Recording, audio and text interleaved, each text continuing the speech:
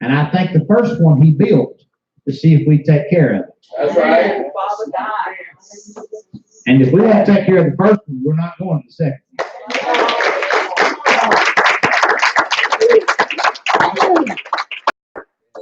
I think I got enough Bible to stand on. That's right. Amen. But this is our opportunity to be faithful to something.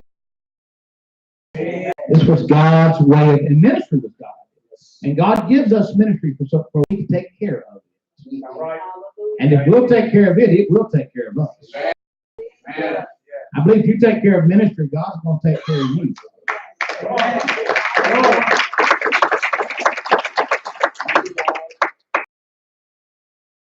It's when churches go through trying times and things are not going well, that people like to slip away, slip out. I think God takes notice of those who stay with it when it's not going well.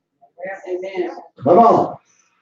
Because they're being faithful to that minister or that church in trying times, because ministers and churches go through difficulties that God allows them to go through, and it's part of the trying of our faith and our faithfulness to ministry.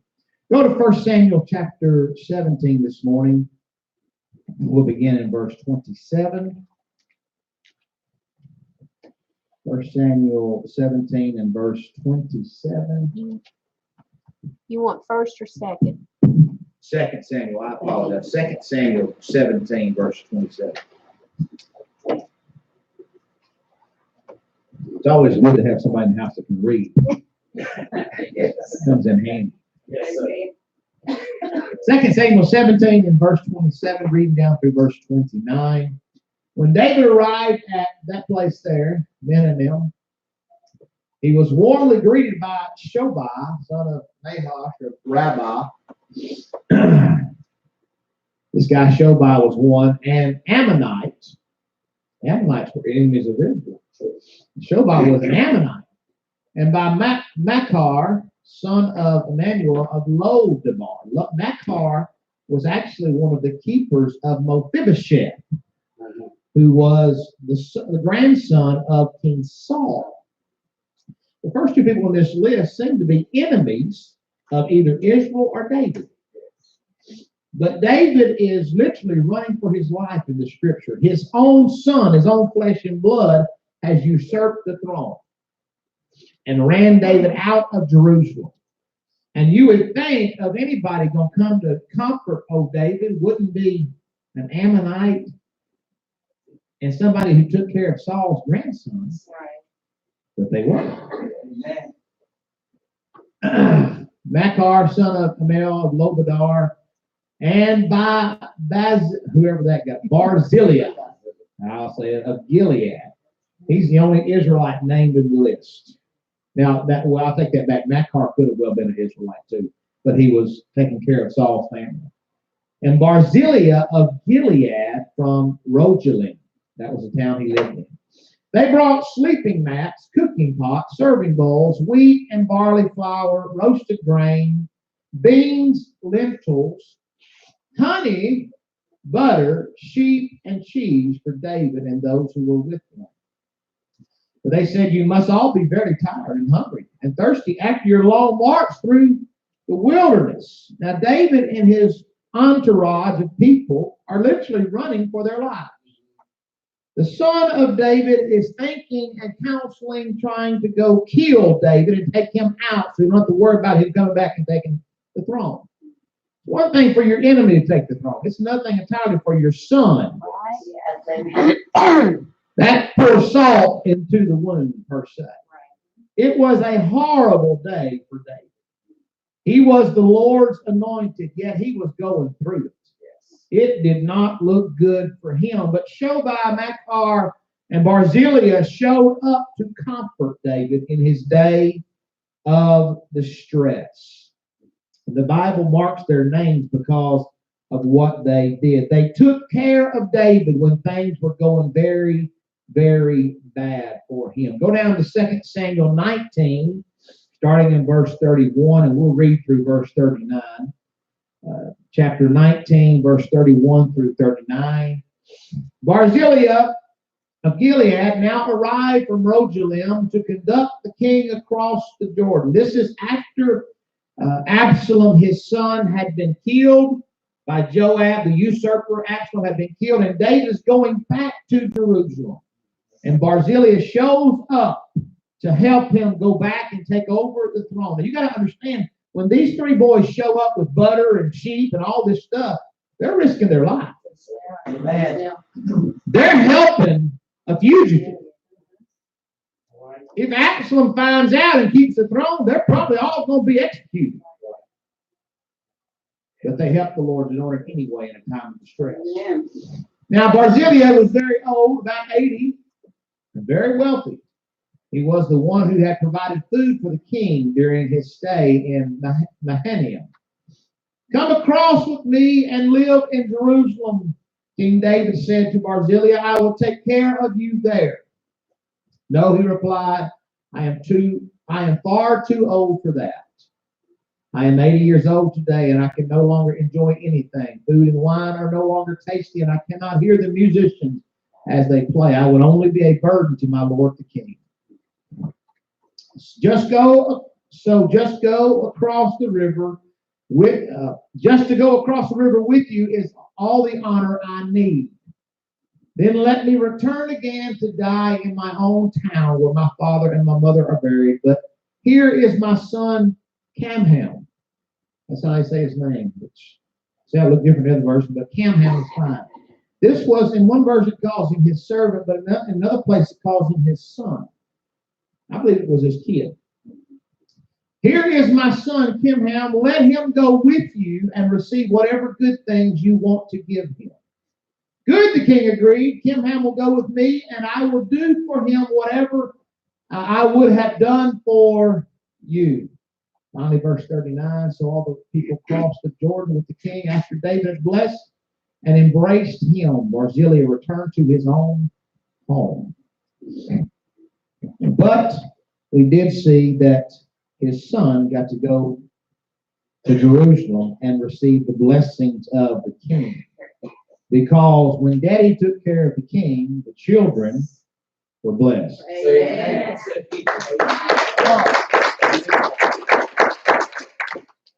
If you take care of ministry in your life, your children will be blessed. Amen.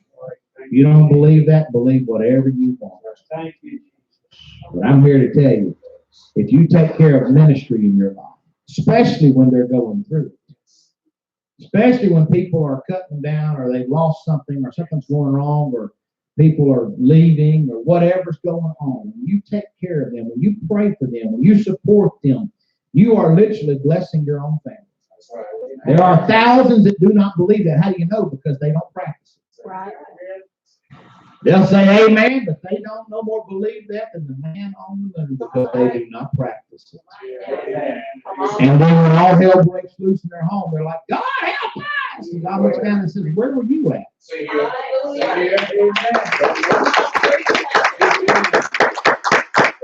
If I don't tell you the truth, how will you know? Thank you, Lord.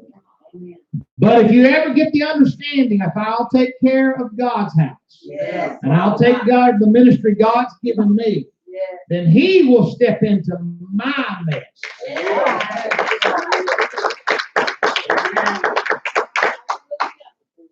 Go to 1 Kings 2 and 7. 1 Kings chapter 2, verse 7.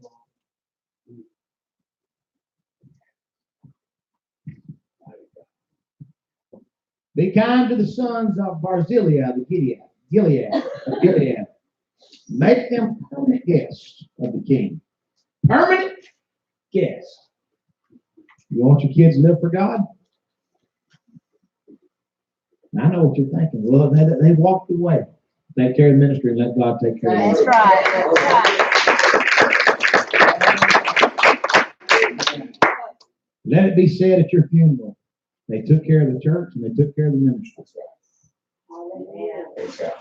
And you can lay in rest and in peace knowing God's going to take care of everything else. Amen. You heard me say it right. I didn't stutter. Amen. I want it to be clear to you. Amen. I don't want you any more struggle with taking care of the church and taking care of the ministry and worry Listen, this is the best thing you can do for your family.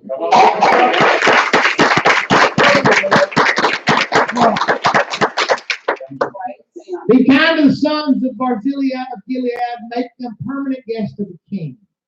For they took care of me when I fled from your brother Absalom, David said. David said they took care of the Lord's anointed. Make them permanent guests of the king. Today's lesson is about that. How we stay faithful when the Lord's anointed is in trouble has a lot to do with how God's going to treat us when it's all said and done. People in the Bible often seem perfect, and we say seem larger than life figures. And through them, we find faith in God. We find the hall of faith in Hebrews 11, those great men and women of God. And often the Bible shows us either their imperfections or their perfections. But I assure you they had both. They were determined to serve the Lord, and they pressed through hard times of pain and obstacles, and even gave up their lives sometimes for the cause of God. We desire to emulate them, and we hope to be like them. And they inspire us to keep walking forward and never give up. We also search for godly examples today at the church. The pastors, the pastor's spouse, the ministers, the saints of God, the elders in the church. And all these are to be examples to us of how to live, how to walk, how to talk, and all these things. You want to see what I believe? Just watch what I preach and teach. And watch how I live, and watch how I dress. Watch where I go, and watch what I do. You have a right to do that.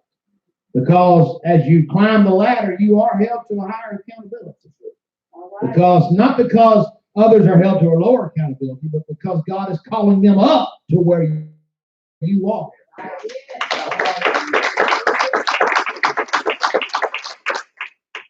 We look for godly examples to follow.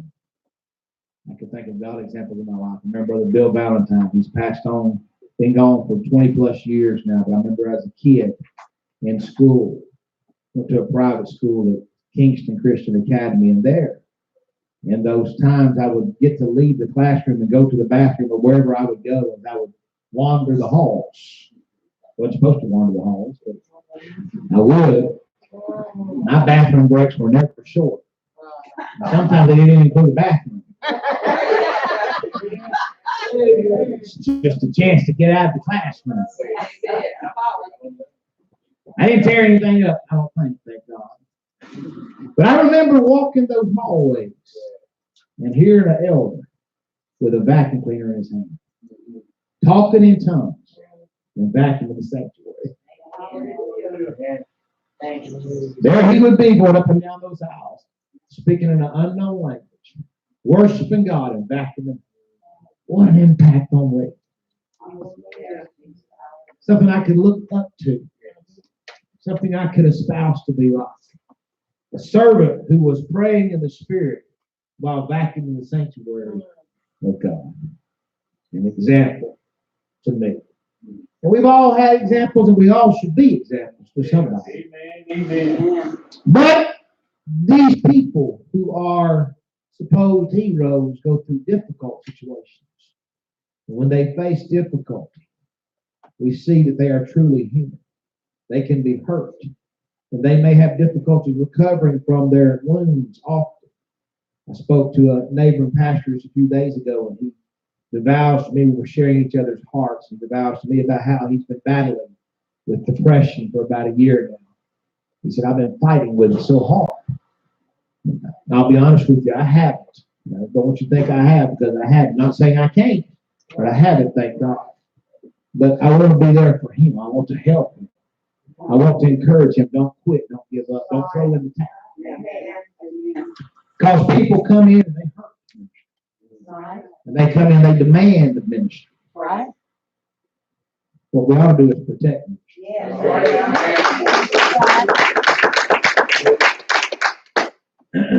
But they're wounded and they hurt, just like we do. And today's lesson shows us how the great and powerful King David, the one who took down Goliath, the one of whom they sang, he slain 10,000, the one of whom they rejoiced, the great and powerful King David, who won so many battles, is now running for his life, not from his enemy, but from his own son. He was a warrior. He was heroic. They sang songs about him. But in this day and time, he's being run out of town. Amen. But there were some people that helped him in his day of distress. The Lord had anointed David and made him king over all of Israel. Gone were the days of running from Saul, because now he was on the throne.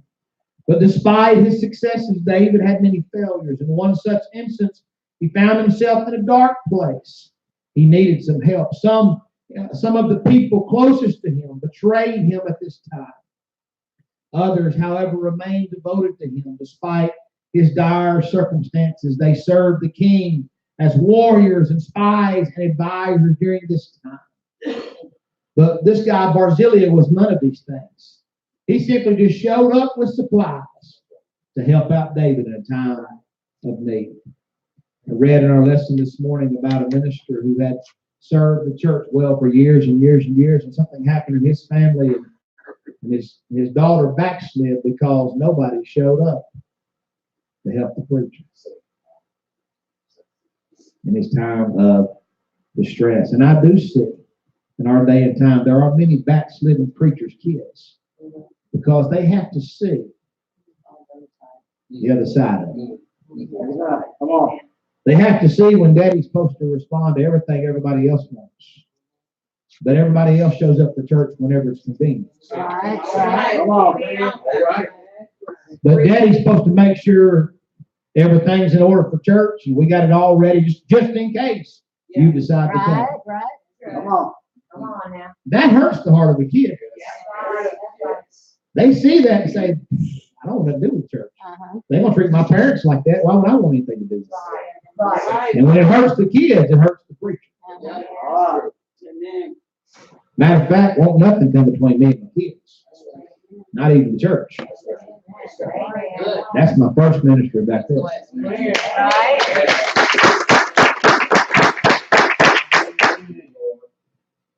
But they see these things, and there's so many backslidden kids. I've got many Facebook friends right now that are backslidden preachers' kids because of the hurt and the pain they've seen. Because they know when the preacher's hurt, he can't respond. He has to just grin and bear it. Move on and be kind. It's a sad thing to see. Another man who was not part of David's entourage, David's court, the palace per se, Barzillai rose up in this difficult period in the king's life. And despite his advanced age of 80 years old, the Bible tells us he provided for the king after he supposedly had lost the kingdom to his own son. Now, David would have gladly given the kingdom to his son when he passed on. And it may be that David wanted to give Absalom the kingdom. But David had no desire for the kingdom to be usurped and taken from him the way it was. King David faced some troubling times when his son Absalom usurped the throne. The father and son had already experienced disagreements in the past and alienation in the past. Absalom had fled the kingdom and lived in exile for many years. And soon David will find himself in temporary exile too. David must have felt shocked and betrayed when he heard the news of Absalom's coup against his throne. David had so many great hopes for his son. He had named his son Absalom, which means father of peace. And now his son, whose name means father of peace, has transformed into a son of destruction, usurping his father's throne, convincing people to remove David and place him on the throne. King David was not without blame, however. One of David's other sons, Amnon, had raped Absalom's sister Tamar in the scriptures. The king had not responded with justice as he should have at that time. He should have punished Amnon for his wicked deed, but instead King David kind of swept it under the rug per se. And this infuriated Absalom when he saw this. And Absalom plotted to kill his half-brother Amnon. and revenge his sister's rape. And he did this. And then he had to flee for his life and live in exile for many years until he was allowed to come back home later on. But despite being home, Absalom and his father did not repair the relationship.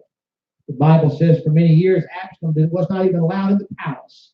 He got to come into Jerusalem, but there was no allowing back into the palace because David was bitter because Absalom had killed his other sons, his brothers. David had all kinds of problems in his family. Yep. And David wasn't blameless. No. He held some blame for this. But, listen to this, David was still the Lord's anointed. Amen. Amen. Because David failed did not mean God removed the kingdom. God did not remove the kingdom from Saul because he fell either. God removed the kingdom from Saul because he rebelled, not because he failed. Those in leadership fail. And God can still use them. Absalom and his father did not repair that relationship.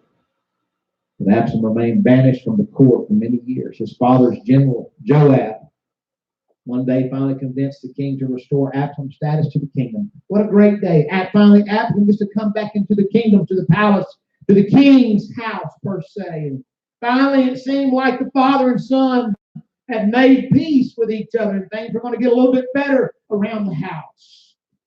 Rather than rejoicing in his restoration, the cold and calculating Absalom plotted his biggest move yet. He stood at the gates of the city, acting as a judge to win the hearts of the people. He told them his father, the king, would not listen to them, but he would listen to them and hear them out. Now, Absalom is criticized for his action, and it was underhanded. But his words show that he did not want the loyal subjects of the kingdom to be treated like his sister Tamar had been treated. Because when Tamar wanted justice, David did not. He should have, but he did not. And now it is coming back to his house. Ammon had almost gotten away with the rape of Tamar, but Absalom had intervened. When the king who should have intervened did not, Absalom, who should not have intervened, did. And he was still yet bitter over what had happened. What he saw as an injustice. And we've all had injustice. You better take your injustice and give it to God. That's right. Because years from now, you may do something stupid if you hang on to that injustice. Right. I'll tell you a secret about humanity. All of us have been done wrong. Right. That's right. Every one of us. You don't have a special corner on the block. Yes. We've all been cheated. We've all been lied to. We've all been hurt. And the other side of the coin is we've all done somebody. That's right. That's right. We've all hurt somebody. We could probably have a testimony this morning of people we've hurt. We had time to think it out. Oh, I wish I wouldn't have said that. I wish I wouldn't have done that. We've all hurt somebody.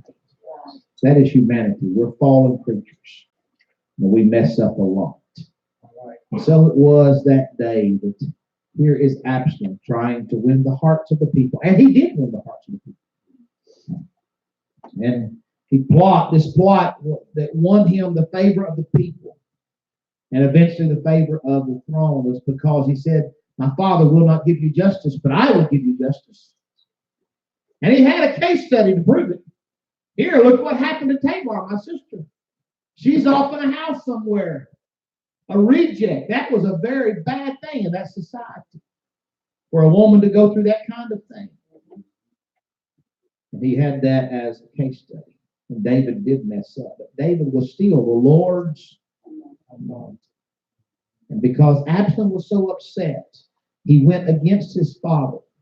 And his father was the Lord's anointed. The betrayal weakened David. And David needed help. Instead of resisting and fighting, David just packs his wagon up and says, let's leave. Let's get out of here. David had no choice but to flee the capital city of Jerusalem. The banished kings who found himself reliving the days of his youth when he ran from King Saul. He thought those days were over. But probably and most likely because of his own failures, now he is reaping what he had sown. To add insult to injury, on David's way out, running from his vengeful son Absalom, he encountered a guy named Shimei. He was a man of Saul's house, a man who hated David and loved Saul, and did not want to see Saul's family removed from the throne. He encounters Shimei, a man from the house of Saul who threw stones and rocks at David and cursed David while he's in his worst day. Come out, thou bloody man, and thou man of Belial. He called him a false god worshiper. The Lord hath returned upon thee all the blood of the house of Saul, and whose steed thou hast reigned. The Lord hath delivered the kingdom into the hand of Absalom thy son, and behold, thou art taken in thy mischief, because thou art a bloody man, he said. And here is David leaving Jerusalem. When he needs support, he's got somebody throwing rocks at him and cursing him.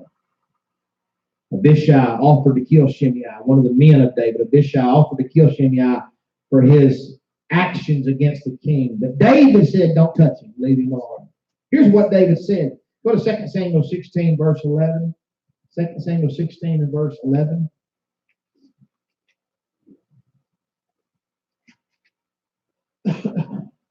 We'll be reading through verse 12. Then David said to Abishai and the other officers, my own son is trying to kill me. Shouldn't this relative of Saul have even more reason to do so? Leave him alone and let him curse me, for the Lord has told him to do it. And perhaps the Lord will see that I am being wrong and will bless me because of these curses. What David kind of sort of said, proverbially said, was, I'm going to place everything in God's hands. Remember, David never fought to get the throne. And when someone his own flesh and blood came to take the throne, David said, never really belonged to me anyway. If God wants me there, he'll work it out. I'm not fixing to fight Saul's house or my own son. Come on, let's go. And if God wants me to be on that throne, God will make a way. That's an important lesson for us. We don't really own anything. Number one, the government owns it. That's right. You don't believe me, just don't pay your taxes. You will soon find out the government owns it. But number two, God owns it. Yes. And if God wants us to have it, let him take care of us. Now, we got to live for him and do the best we can. But at the same time, if something happens, put it in God's hands. Yeah. That's what David did. God, this is yours. Amen. I'm not going to fight for it. You gave it to me. That's right. And the Lord giveth and the Lord taketh away. Blessed be the name of the Lord.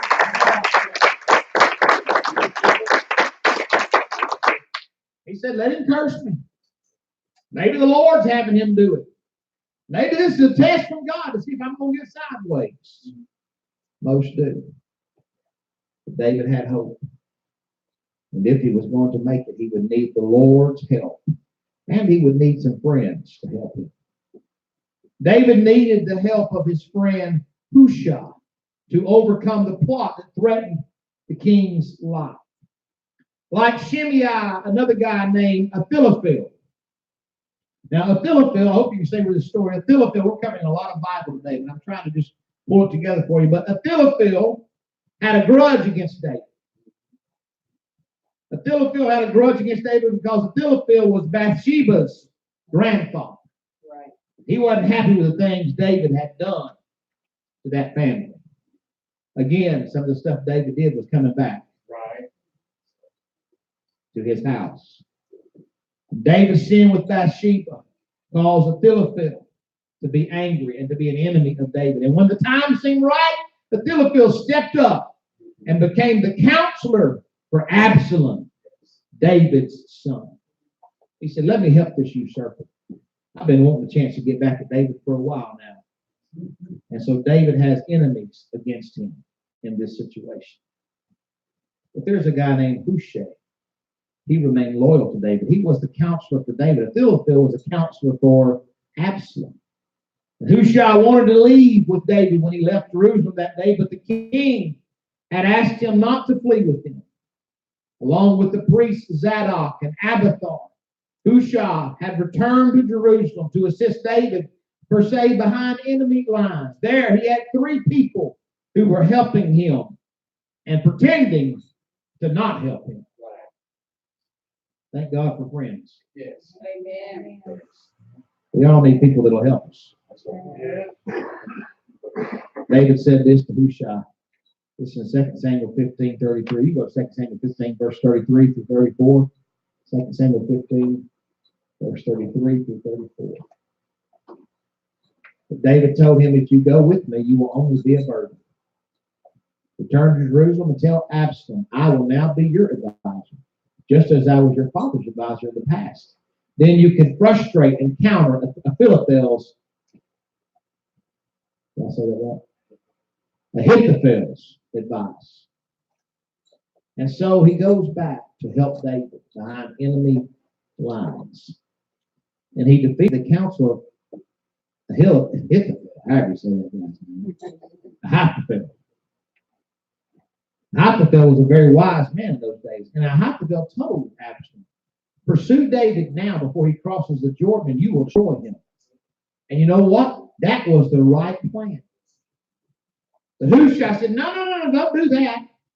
Let me give you some counsel. Wait, and maybe you'll get to, and he told him to wait, and Absalom listened to Hushai's advice.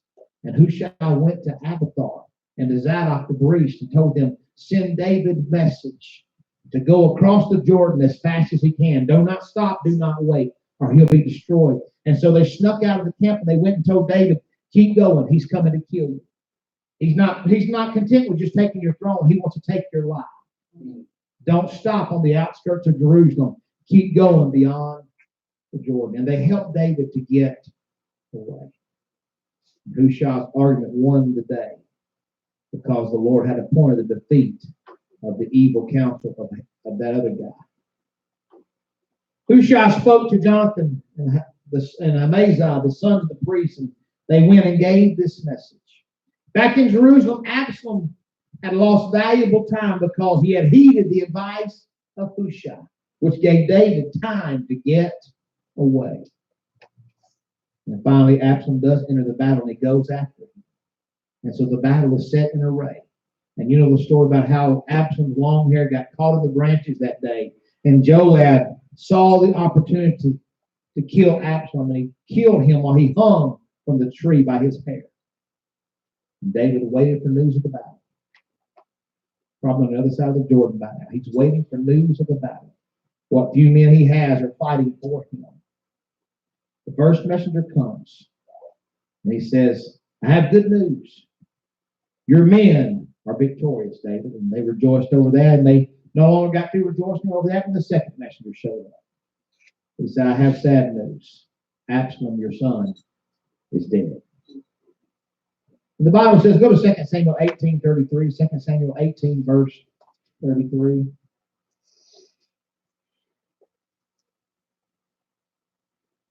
The king was overcome with emotion. He went up to his room over the gateway and burst into tears. And as he went, he cried, oh, my son Absalom, my son Absalom. If only I could have died instead of you. Oh, Absalom, my son, my son. He'd rather die than his son died. It was a terrible day for David. Losing the throne seemed like the worst thing that could happen until he lost his son. Even his rebellious son. He still said, oh, my son, my son. I'd have gladly given up the kingdom to keep you alive.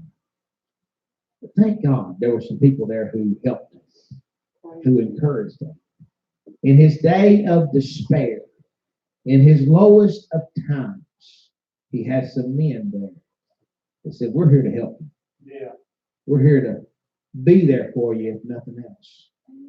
Now, this guy who's named several times, who's 80 years old, Barzillai, he couldn't fight, too old. He couldn't go undercover. He wasn't in the right position. He couldn't give counsel. That wasn't what he did. But what he could do, he did. He said, I got some cheese. I got some bread. All right. Just want to come by and let you know we love you. We still support you. And we're with you, David. Amen.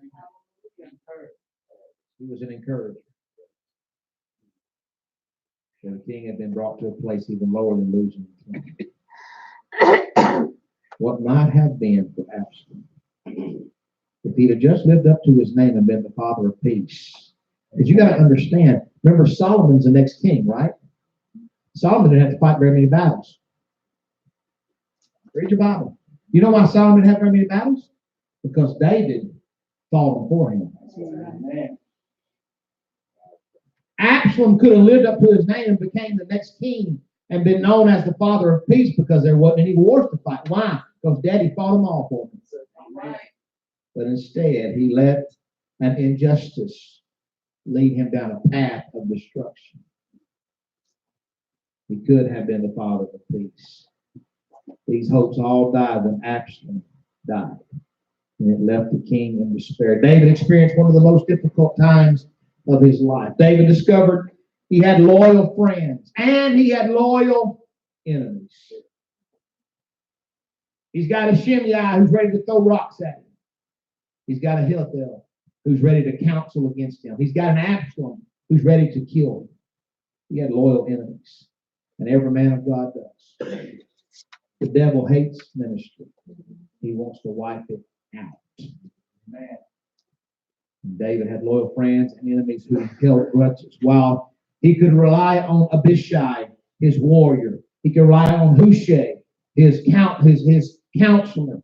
He could rely on the priests Abiathar and Zadok, as well as their sons. He found himself being cursed by Shimei and betrayed by Ahithophel. Even Mephibosheth, Saul's great-grandson, the lame son of Jonathan, whom David had given a place at his table in the palace, fell under David's suspicion because Mephibosheth did not flee Jerusalem when David left Jerusalem. And the king was suspect of treachery that maybe Mephibosheth trying to take the throne too. And so he gives half of Mephibosheth's belongings to his servant, not sure what to do or who to believe anymore after going through this horrible time in his life. In the midst of all of David's heartaches, another friend rises up and began. Barzillai. He's mentioned several times. Not much is said. What he did seems so insignificant, but it must have helped David a whole lot. He came to help David over the Jordan to return him back to his rightful place as king of Israel. This older man had proven to be a key ally. He had provided sustenance and substance for David during his run in exile from his son Absalom. Now Absalom is dead, and Barzillai, this 80-year-old man, shows up again in the story to just help him across the river. Come with me, he said. I'll reward you in the palace. He said, no, I don't want any rewards. You couldn't give me any food I could taste. You couldn't put on a show I could hear anyway.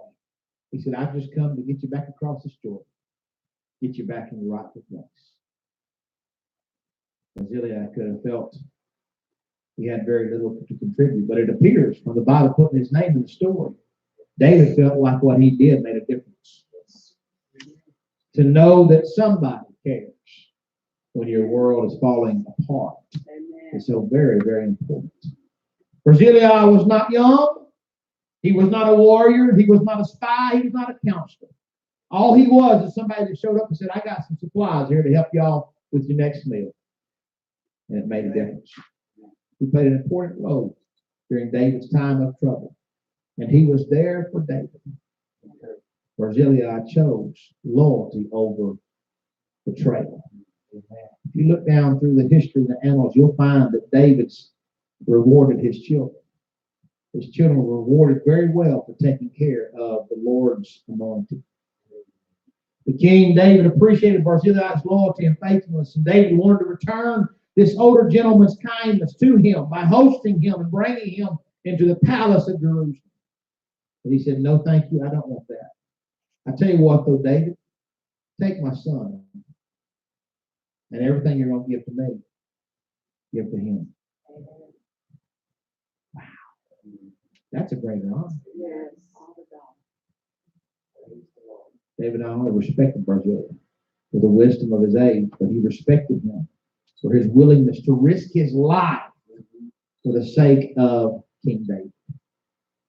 Had the battle gone differently, Barzillai doubtless would have been killed by Absalom for aiding and abetting the escape of David. But he was faithful to the Lord's anointed.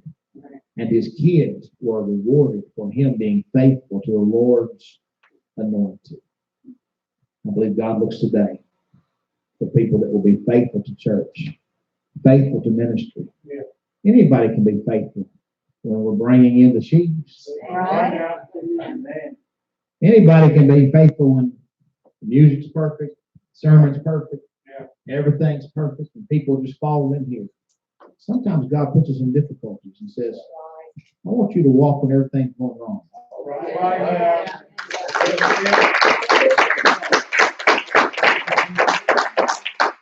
God will let our world fall apart to test Yes. if we're in this for the right reason. Amen. Yes, Lord. Are we here to take care of the church, or are we here for the church to take care of us? There is a difference.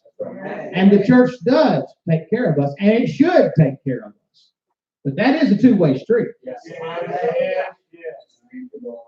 Praise him.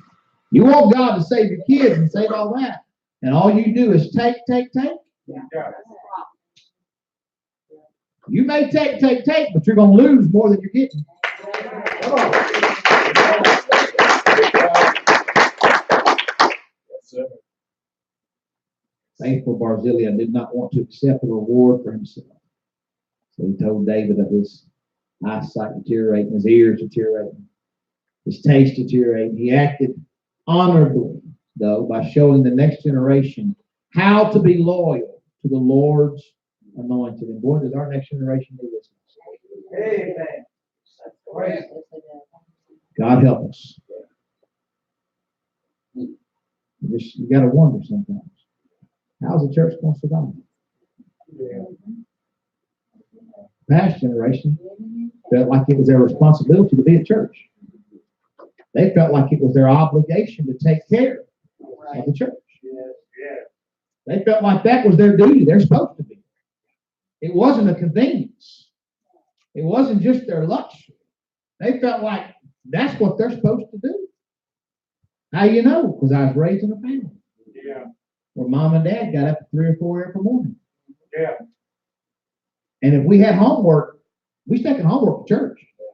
Amen. We wasn't missing church. Right. All right. You better be throwing up if you're going to miss church. Right. All right. If you got a tummy ache, we're going to church.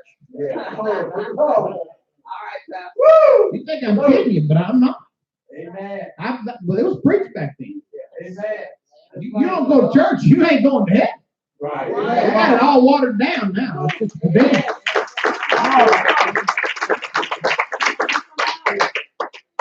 I come from a family where dad rode a bicycle to work.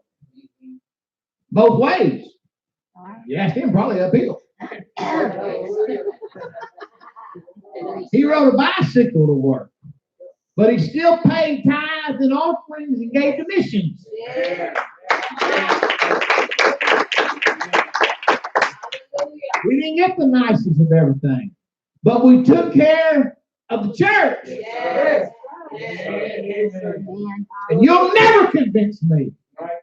that God ain't paying us back. Right.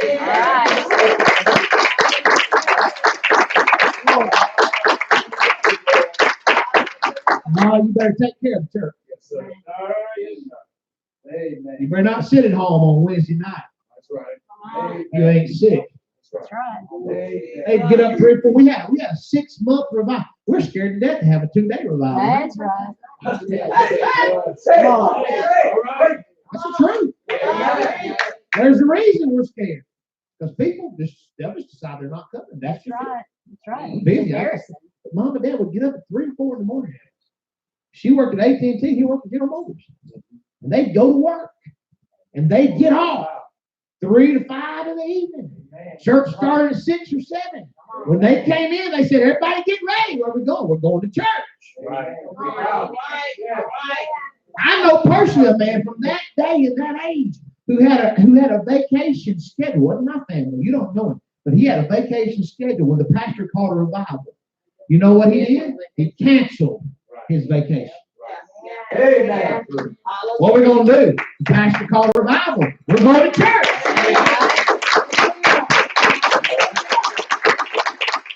Well, I know we don't believe it like that anymore. Right. That's why we're not going to receive the blessing. That's the word. I may hurt your feelings, but I'm trying to help you. That's the word. Come on. But I remember, brother, I tell you the man's name, Brother Terry Smith. He preached for months. It was 5 to 6 nights a week. We'd get one or two nights off a week. He preached for months. And we had to go Every day. every day. Every day. Amen. Late at night. Every Sunday. Amen. That just ain't fair. You work all day on the job. What's that preacher have to do all day? I never heard my parents say that. No. I never heard those words cross their lips. They said, no, We call we're taking care of the church. Amen. You know why? Because if I'll take care of the church and I'll take care of the ministry, Come on. God's going to take care of me.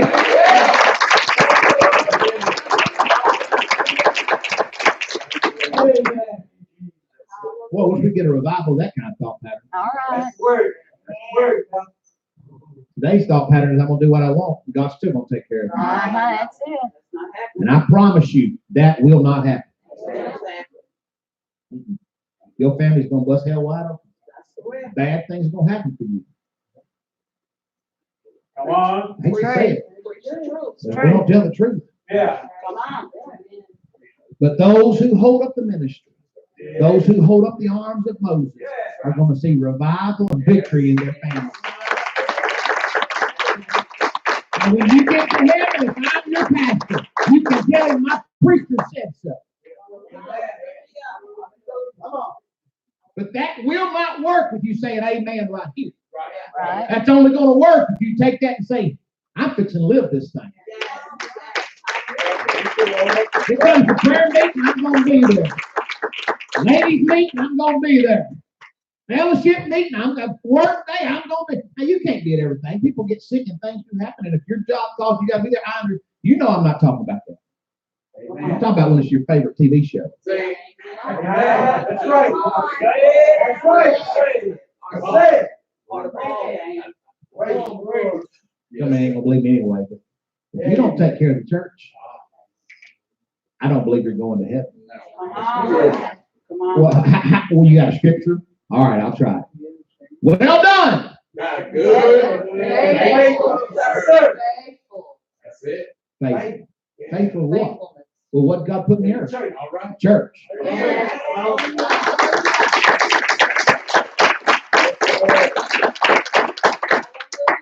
How many proverbial car wrecks are we going to have? Mess ups. Come on. Before we realize I need to take this church thing serious.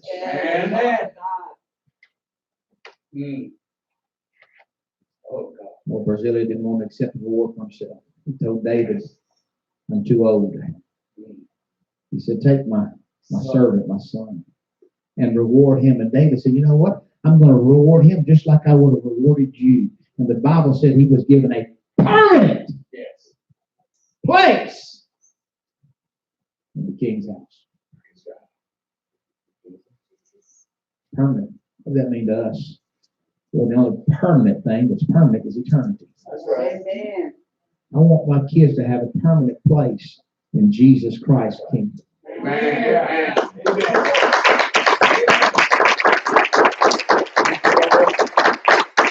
What can I do? Because you can do more than just pray about it. What can I do to help that happen? Here's what you can do. Take care of the kingdom. Take care of the ministry. Because they're going to go through some hard times. Maybe you can do everything, everybody, but maybe you can make a pot of beans. Now, I'm not asking you, you know what I'm saying. But when things happen, you ought to pray for preachers every time you pray. Because the devil's hitting them on every side he can. I pray for ministry every time I pray. Amen. Because Satan hates the ministry. That's right. But Barzillai rose up to be a beacon of help in David's day of trouble. And good leaders do face hard times because Satan's out to get them. Amen. And good leaders, even godly leaders, are going to have somebody who's going to curse them. I've been cursed out. That's right. They're going to have people that are backbiting. But you know what hurts more than all that stuff is that when people sometimes just don't show up. Yeah. Amen. Come on. It was, I tell you what, I had some rough years back when I was over before this church. We got some good saints here that show up for everything. Thank God for it. And I can tell you, I'm going to listen to them a lot more than I will people who show up every once in a while. Right. All right now. Praise God. It's Yeah. amazing how people show up every once in a while have good ideas. They want you to implement all this stuff. But then they won't show up for their own stuff. Right. Yeah, get this going. All right, let's keep this going. 3 weeks into it, they don't show up for it anymore. Like, I ain't listening to them no more. Brother Mickey says something, I'm going to listen. Brother Norwood says something, I'm going to listen. Number one, they're elders. Number two, they're faithful.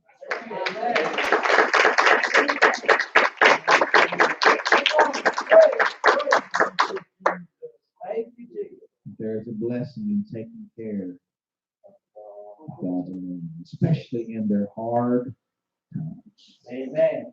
And I didn't preach this because I'm in a hard time. I'm not. I'm doing just fine. So I'll always be mindful, like them elders. This is my responsibility. Yes, yes. If God is good enough to send me a preacher, Right. There you go. I better be good enough to not want to lose him. Come on.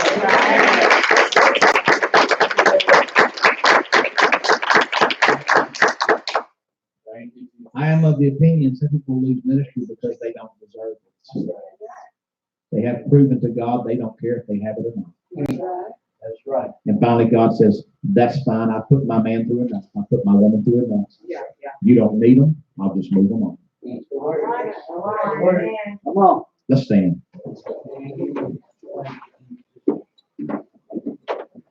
Such a simple message today, and I am in no way disappointed or depressed. I don't need a bowl of beans. Don't take that from anything I talk about. But this is important teaching. Yeah, that's right. That's right. Yeah. How many of you want God to save your kids? Amen. Amen. Oh, thank you. If you don't activate what I've talked about today, you'll stand before God and He'll replay it to you. Come on, come on. God, my God. Take care of the church. Yes. Take care of the ministry. And God will take care of the rest. Lord, thank you for your word today. Help me, oh God, to love my elders and love my ministry. Lord, help me to always support them. Lord, I pray you bless them in every way. Protect their family, God. Strengthen their churches. Lord, bless their children. Lord, bless them with a new home, a new car, whatever it is, oh God. Supply their needs. Oh, I want to see your blessings on ministry in my life. And help me to ever be a support to them, God. Whatever they're going through, give me the words of peace and life and hope that they would never stumble and fall, and I would laugh at them. But Lord, let me always be somebody that undergirds them and upholds them and strengthens them. Lord, help me to realize this is for my own sake that I do this. This is for my salvation, the salvation of my family.